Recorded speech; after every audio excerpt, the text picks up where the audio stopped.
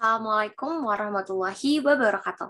Halo semuanya, perkenalkan kami dari kelompok 6 ingin membawakan materi tentang mindful listening. Yang terhormat, Ibu Wina Puspitasari, SOSM SI, selaku dosen dari mata kuliah komunikasi antar pribadi dan teman-teman yang saya cintai dan saya banggakan. Pertama-tama, perkenalkan anggota kelompok kami. Yang pertama saya sendiri, Aulia Marsha Zena Paroga.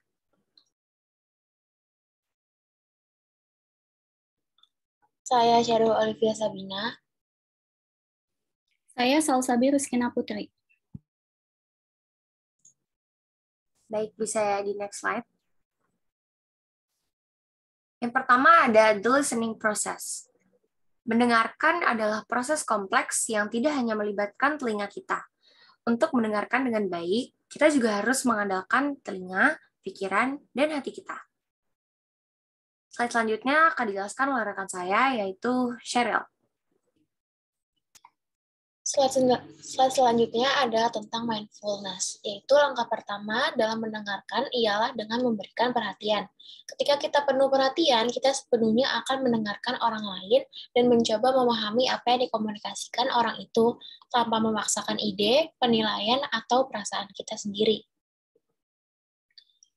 Selanjutnya ada physical receiving message.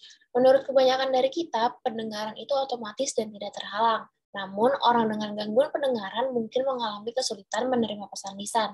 Gangguan pendengaran bukan satu-satunya batasan dalam menerima pesan secara fisik. Kemampuan mendengar cenderung menurun ketika kita lelah berkonsentrasi pada komunikasi. Selanjutnya akan dijelaskan oleh teman saya, Salsa.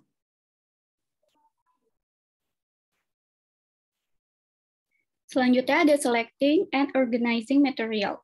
Mendengarkan secara selektif juga dipengaruhi oleh budaya, bahkan di dalam rahim, janin menjadi terbiasa dengan suara bahasa mereka. Baby Sim 2013. Dengan demikian, orang yang belajar bahasa kedua di kemudian hari mungkin mengalami kesulitan mengenali suara yang tidak ada dalam bahasa pertama mereka. Monster Sky 2001. Kita dapat menciptakan makna dengan cara kita memilih dan mengatur komunikasi.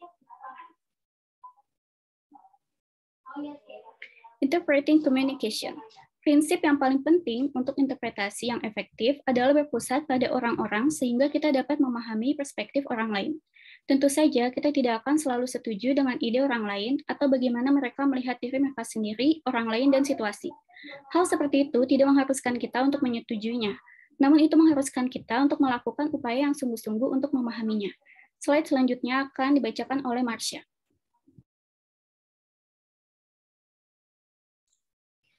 Baik, selanjutnya ada responding.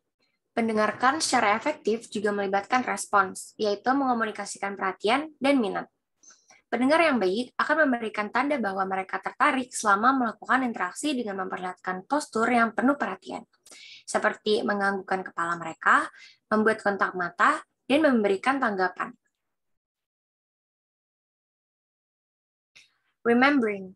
Aspek terakhir dari mendengarkan yang baik adalah mengingat, yang merupakan proses mengingat apa yang telah kita dengar.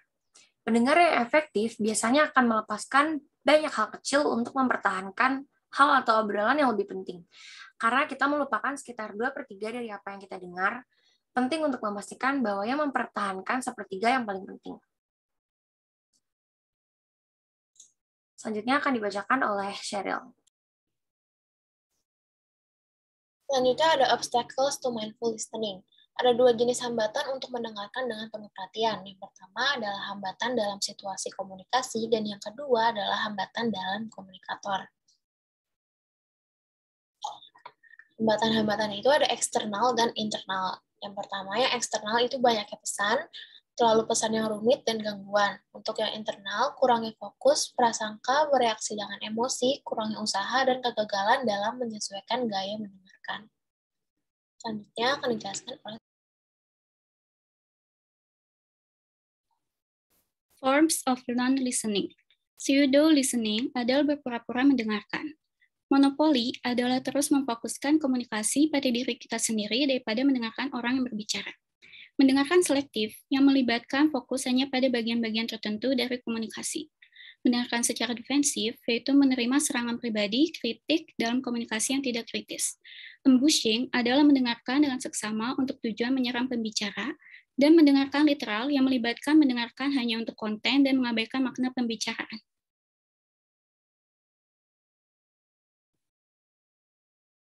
Lalu ada adapting listening to communication goals. Yang pertama, mendengarkan untuk kesenangan. Yang kedua, mendengarkan informasi. Dan yang ketiga, mendengarkan untuk mendukung orang lain. Selanjutnya akan dibacakan oleh Marsha. Social media and listening. Setidaknya ada 3 cara agar ide-ide dalam bab ini relevan dengan media sosial.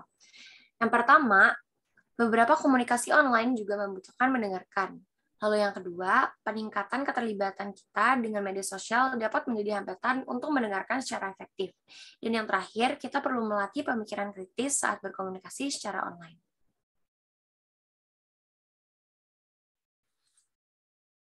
Guidelines for effective listening. Mendengarkan dengan perhatian. Mendengarkan dengan penuh perhatian adalah hal yang dapat kita berikan kepada orang lain, karena itu menunjukkan bahwa mereka penting bagi kita. Yang kedua, ada beradaptasi mendengarkan. Beradaptasi mendengarkan dengan tepat. Kita harus penuh perhatian dan meminimalkan gangguan. Dan yang terakhir, kita harus mendengarkan secara aktif. Baik, sekian materi yang dapat kami sampaikan. Kami minta maaf apabila ada kekurangan dan kesalahan dalam video ini. Kami sangat terbuka dengan kritik dan saran. Sekian dari kelompok kami. Wabillahi taufiq wal hidayah. Wassalamualaikum warahmatullahi wabarakatuh.